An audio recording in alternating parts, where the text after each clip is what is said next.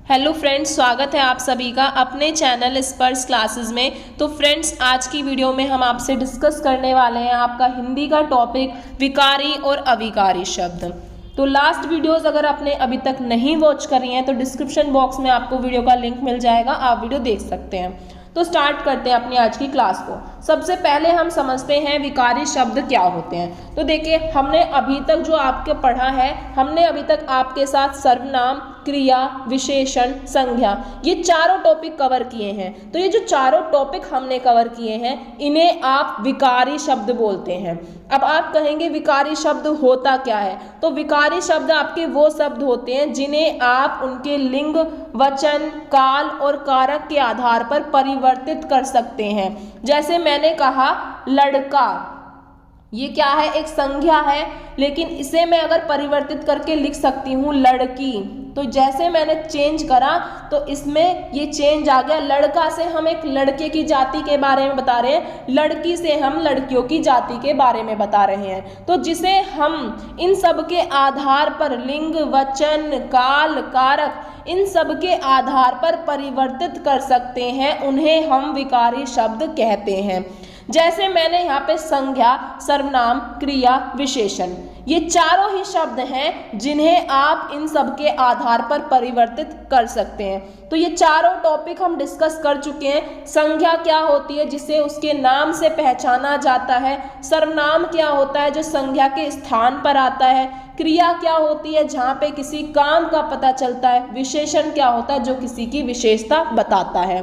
तो ये चारों ही शब्द आप जानते हैं। तो आपको इतना याद रखना है, इन शब्दों को आप अगर परिवर्तित कर पाते हैं तो इसलिए आप इन्हें क्या कहते हैं? विकारी शब्द कहते हैं। अब ऐसे ही विकारी शब्द का उल्टा क्या होता है? आपका अविकारी शब्द। जब मैंने कहा विकारी, विकारी में मैंने कहा उसे मैं परिवर्तित कर सकती हूँ। तो अविकारी का मतलब क्या होगा? आ प्लस विकारी, मतलब यहाँ पे आपका एक तरह से विच्छेद कर दिया हमने। आ का मतलब होता है नहीं या फिर अभाव, और विकारी का मतलब होता है बदलना या परिवर्तित। तो हम कहेंगे वे शब्द जिन्हें हम लिंग, वचन, काल, कारक के आधार पर परिवर्तित नहीं कर सकते, उसे हम अविकारी शब्द कहते हैं। तो इन्हें आप परिवर्तित नहीं कर पाएंगे, तो इसलिए आपके ये क्या हो जाएंगे? अविकारी शब्द हो जाएंगे। जैसे हमने पढ़ा विकारी शब्द में कौन कौन से होते हैं, ऐसे ही हमारे अविकारी शब्द में होते हैं क्रिया विशेषण, संबंध बोधक, समुच्चय बोधक, विस्मयादि बोधक। तो ये चार प्रकार के अविकारी शब्द होते हैं जिन्हें हम परिवर्तित नहीं कर पाते हैं। लेकिन अगर बात करी जाए विकारी शब्दों की, तो विकारी शब्दों में हम उन्हें परिवर्तित कर सकते हैं। तो यहाँ पे जो हमारे अविकारी शब्द हैं, इन्हें आप अव्यय भी कहते हैं। अव्यय की स्पेलिंग आप ठीक कर लीजिएगा, ये यहाँ पर मिस्टेक हो गई है।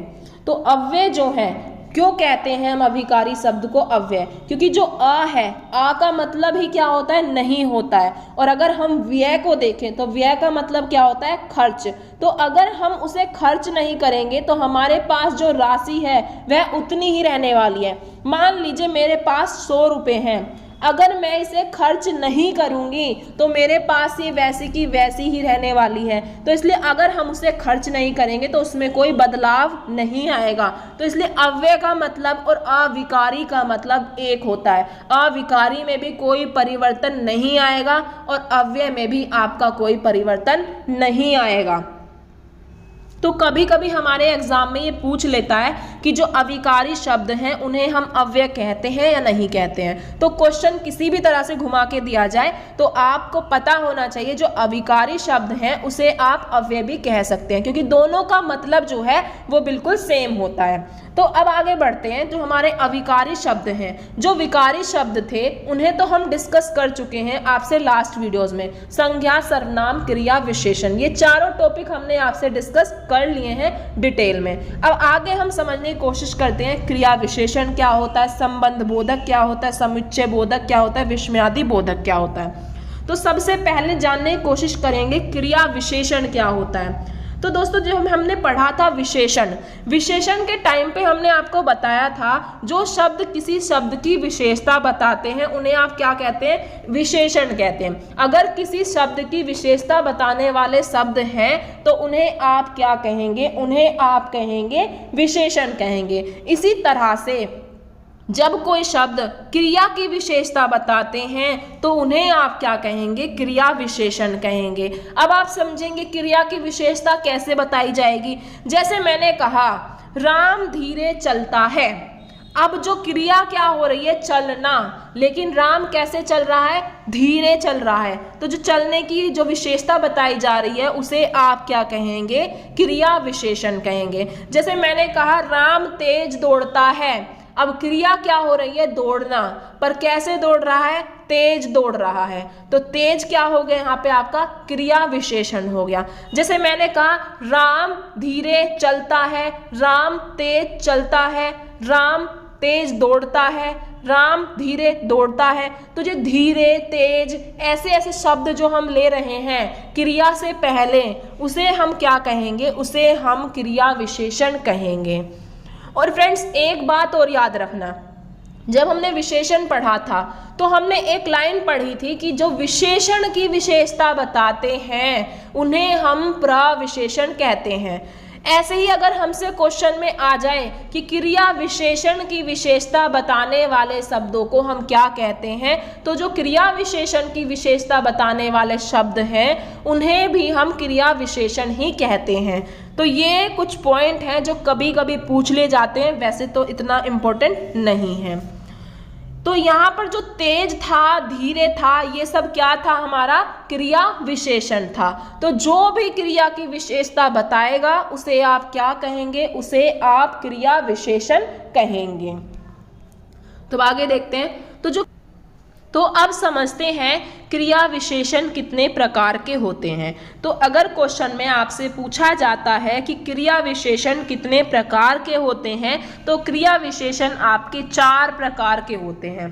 तो जैसे पहला हमारा कौन सा है, स्थानवाचक। तो पहला हमारा स्थानवाचक है जिसके अंदर हमारे आते हैं एक स्थितिवाचक आता है और एक दिशावाचक आता है, जहां पर आपके स्थान के बारे में बताया जा रहा है। जब स्थान की बात होगी तो वो कौन सा होगा, वो आपका स्थानवाचक होगा। स्थानवाचक में आपकी स्थिति और आपकी दिशा के बारे में बात की जाएगी।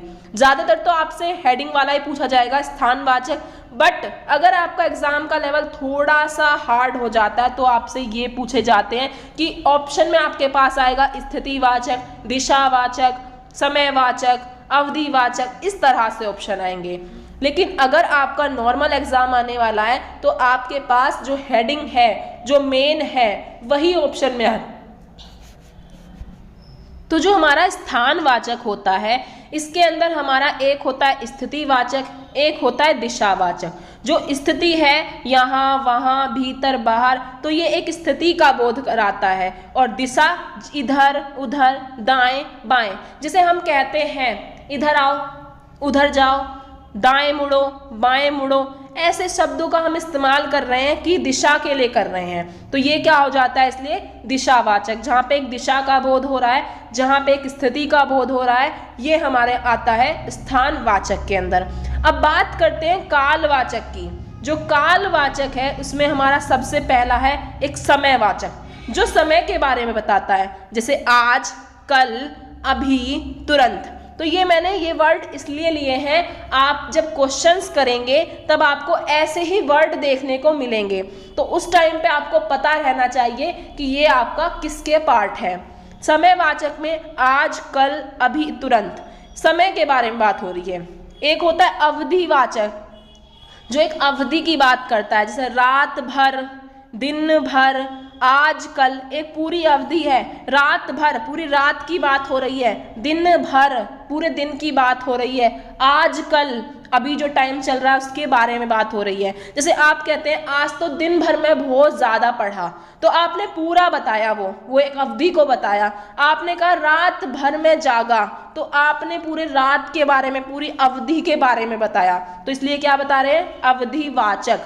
एक है आपका बार बारता वाचक। इसमें क्या होता है, आप ज्यादातर बार बार का यूज करते हैं, हर बार, कई बार, ऐसे ऐसे शब्दों का जब आप इस्तेमाल करते हैं तो ये आपका बार बारता वाचक को दर्शाता है। तो ये आपको भूलना नहीं है। स्थानवाचक में आपका स्थान, स्थिति और दिशा के बारे में बोध होगा।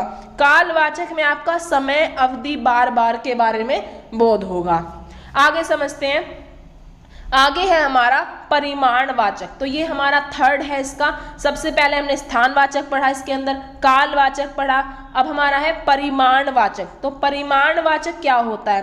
परिमाणवाचक भी हमारा 4 तरह के होते हैं, जैसे अधिकता बोधक।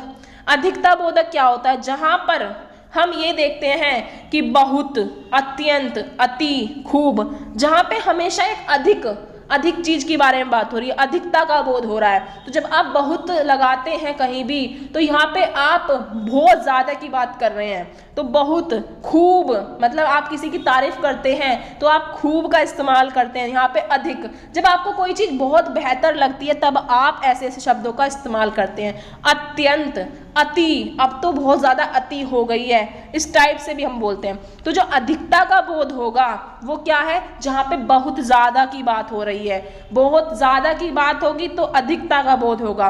बट जब बहुत कम की बात होगी, बहुत कम में किसका बोध होगा? न्यूनता का बोध होगा। न्यूनता का मतलब होता है बहुत कम। तो मैं आपको यहाँ पे डेफिनेशन नहीं रटाना चाहती, क्योंकि डेफिनेशन का कोई रोल नहीं होता है क्वेश्चन में। हम बस सिर्फ हमें समझना है, हमें ये समझना है कि हम क्वेश्चंस को किस तरह से करेंगे। तो अधिकता में आपको ये माइंड में सेट करना है, जब कोई चीज अधिक होगी तो अधिकता का बोध होगा, जब कोई चीज कम होगी तो उसमें न्यूनता का बोध होगा। जैसे जरा-सी, मतलब कुछ भी बात कर रहे हो आप, उसमें कह रहे हो जरा-सी है ये, तो थोड़ा पानी दे दो। जैसे मम्मी कहती है कभी थोड़ा पानी पिला दो, थोड़े में कितना पिला दे हमें तो पता ही नहीं है, कुछ तो खिला दो, ऐसे ऐसे शब्द बोलते हैं ना। तो ये मतलब जहाँ पे बहुत न्यूनतम, मतलब हमें ये पता नहीं है इसके बारे में। अधिकता में बहुत ज्यादा के बारे में। पर्याप्ति बोधक, पर्याप्ति बोधक क्या है? बस, काफी, ठीक। जब मतलब हम कुछ चीज मिल जाती है तो एक तरह से प्राप्त हो जाती है, प्राप्त करने के बाद हम ऐसे ऐसे शब्द बोलते हैं, बस बहुत हो गया, काफी है इतना, ठीक है चलो। मतलब ऐसे ऐसे शब्दों का इस्तेमाल हम जो करते हैं पर्याप्ति बोधक में करते हैं। तुलना बोधक, तुलना बोधक क्या होता है? जब हम किसी से कंपेयर करते हैं, लाइक हमने एक दूसरे से कंपेयर करा कि कम, मेरे तो कम मार्क्स आए हैं तुम्हारे से, मेरे अधिक मार्क्स आए हैं, मेरा इतना हो गया है, तुम्हारा उतना हो गया है। तो ये सब क्या है? जब हम तुलना करते हैं और इन शब्दों का इस्तेमाल करते हैं तो वो हमारा तुलना बोधक में आ जाता है। तो ये चारों आपको मैंने इस तरह से समझाने की कोशिश करी है जिससे कि आप इसे दिमाग में रख सकें। इसलिए मैंने डेफिनेशन नहीं ली है, क्योंकि डेफिनेशन हमें कहीं ना कहीं कंफ्यूज भी कर देती है और डेफिनेशन का कोई काम नहीं होता है। तो याद रखना है, अधिकता बोधक अधिक की बात करेगा, न्यूनता बोधक न्यून की बात करेगा, कम की बात करेगा। पर्याप्ति जो है कहीं ना कहीं बस काफी, ठीक, इस तरह से बोलेगा, मतलब नॉर्मल है कुछ चीजें। तुलना बोधक जो है ये आपकी कंपैरिजन की बात करेगा, जब आप कंपैरिजन करेंगे कहीं पर। नेक्स्ट देखते हैं अब आपका एक होता है आपका रीतिवाचक। जो रीतिवाचक होता है इसके अंदर आप देखने को मिलेगा, आपको ऐसे शब्दों का इस्तेमाल आप देखेंगे, ऐसे, वैसे, कैसे, धीरे, अचानक, अवश्य, इसलिए, सा, तो, हाँ जी। जो ऐसे शब्द हैं एक रीति को दर्शाते हैं, ऐसे, वैसे, कैसे, धीरे, अचानक, इसलिए, हाँ जी, सा। तो ये शब्द अगर आपको मिलते हैं तो ये होते हैं आपके रीतिवाचक के अंदर। तो अब आपको याद रखना है कि अगर बात करी जाए क्रिया विशेषण की तो उसके 4 भेद होते हैं। पहला स्थानवाचक पढ़ा आपने, जिसमें आपने स्थिति और दिशा के बारे में पढ़ा। दूसरा आपने कालवाचक पढ़ा। तीसरा आपने परिमाणवाचक पढ़ा और 4th आपने रीतिवाचक पढ़ा। तो इनको आप जब क्वेश्चंस करेंगे तब देख पाएंगे कि किस तरह से क्वेश्चन पूछा जाता है। तो संबंध बोधक क्या होता है? संबंध बोधक से ही पता चलता है कि जहां पर संबंध की बात होगी वह इसके अंदर कुछ ना कुछ बात है, क्योंकि शब्द को देखते ही पहचानने की कोशिश किया करें। संबंध दिखा रहा है, मतलब संबंध दिखा रहा है इसमें, तो हम देखते हैं इसके अंदर होता क्या है। किसी संख्या के बाद आकर उस संज्ञा का संबंध वाक्य के दूसरे शब्द से दिखाते हैं। यहाँ पे संख्या नहीं होगा, यहाँ पे संज्ञा होगा। तो जो संज्ञा के बाद आकर उस संज्ञा का संबंध वाक्य के दूसरे शब्द से दिखाते हैं, उसे संबंध बोधक कहते हैं। अब कैसे? मैं विद्यालय तक गया था। जैसे यहाँ पे इन्होंने कहा मैं विद्यालय तक गया था, और मैंने आपको समझाया था जो विद्यालय है ये क्या है? एक हमारी संज्ञा है। अब इसके बाद कोई शब्द आके कुछ दर्शा रहा है, संबंध करा रहा है, संबंध का बोध करा रहा है। विद्यालय तक गया था, तक जो है यहाँ पे लगा और इसने एक संबंध दिखा दिया कि विद्यालय तक गया था। जरूरी नहीं है विद्यालय ही गया है, विद्यालय के पास भी जा सकता है, विद्यालय के गेट तक भी जा सकता है। तो ये क्या होता है? एक संबंध दर्शाया जाता है जो हमारा संबंध बोधक होता है। नेक्स्ट देखते हैं, नेक्स्ट क्या है? तो समुच्चय बोधक क्या होता है? समुच्चय बोधक हमारे वो होते हैं जिन वाक्यों को परस्पर जोड़ने पर समुच्चय बोधक अव्यय कहे जाते हैं। मतलब जो दो वाक्य हैं, दो वाक्यों को आप जोड़ रहे हैं और उनको जोड़ कैसे पा रहे हैं? समुच्चय बोधक की मदद से। जैसे मैंने कहा सूरज निकला और पक्षी बोलने लगे, तो हमने दो वाक्य जो हैं इन्हें जोड़ने की कोशिश करी है। किसकी वजह से? और की वजह से। सूरज निकला और पक्षी बोलने लगे। जैसे हमने कहा क्लास में टीचर आई तो बच्चे चुप हो गए, या क्लास से टीचर गया और बच्चों ने चिल्लाना शुरू कर दिया। तो जब दो शब्दों को, मतलब दो वाक्यों को आप जोड़ेंगे तो उसमें जो बीच में आपका होता है, ऐड होता है, उसे आप समुच्चय बोधक कहते हैं। तो ऐसे में आपके बहुत सारे शब्द हैं, जैसे और है, तथा है, या है, अथवा है, नहीं है, पर है, परंतु है, लेकिन है, किंतु है, मगर है, इसलिए है, जो है, ताकि है, यदि है।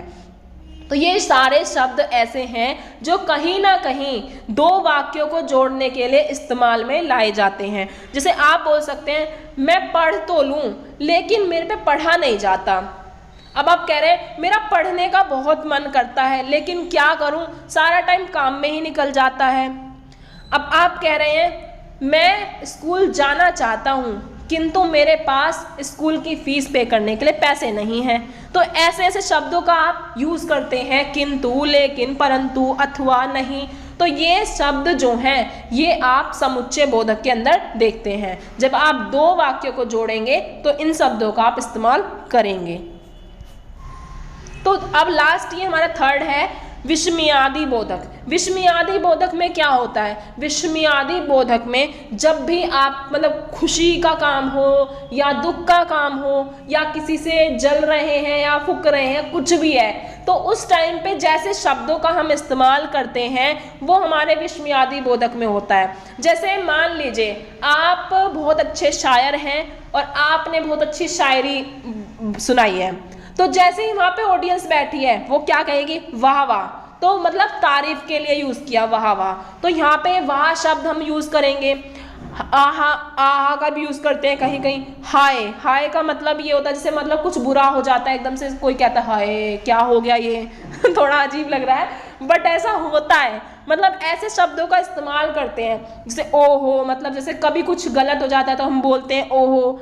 ठीक बोलते हैं, अच्छा बोलते हैं, अरे बोलते हैं। तो ऐसे शब्द वे हैं जो हम खुशी में या दुख में या घृणा के टाइम पे ऐसे ऐसे शब्दों का इस्तेमाल करते हैं। तो ये हमारे आते हैं विस्मयादि बोधक के अंदर। तो अब आपको याद रखना है कि जो भी हमने आज की वीडियो में पढ़ा, हमने क्या क्या पढ़ा था? हमने पढ़ा था कि जो हमारा विकारी शब्द हैं वो क्या होते हैं? विकारी शब्द वो होते हैं जिन्हें परिवर्तित कर सकते हैं, जिसके अंदर संज्ञा, सर्वनाम, क्रिया, विशेषण ये शब्द आते हैं। अविकारी वो होते हैं जिन्हें हम परिवर्तित नहीं कर सकते हैं। अविकारी शब्द में आपके 4 प्रकार हैं: क्रिया विशेषण, संबंध बोधक, समुच्चय बोधक, विस्मयादि बोधक। और क्रिया विशेषण वही है जो क्रिया की विशेषता बताता है। क्रिया विशेषण के भी अपने 4 प्रकार हैं: स्थानवाचक है, कालवाचक है, परिमाणवाचक है, रीतिवाचक है। और संबंध बोधक वह होते हैं जो कहीं ना कहीं संज्ञा के बाद आकर हमारे दो वाक्य जो है उसकी क्या नाम संबंध को दर्शाते हैं। समुच्चय बोधक वह हैं जो हमारे दो वाक्यों को जोड़ते हैं। विस्मयादि बोधक हमारे वह हैं जो कहीं ना कहीं दुख सुख इस टाइम पे आपके जो वर्ड यूज़ होते हैं वो विस्मयादि बोधक में आ जाते हैं। तो आई होप आपको वीडियो पसंद आया होगा। तो अगर वीडियो अभी तक आपने अपने फ्रेंड्स तक शेयर नहीं करी है तो अपने सभी फ्रेंड्स में शेयर करें और चैनल को सब्सक्राइब कर लें।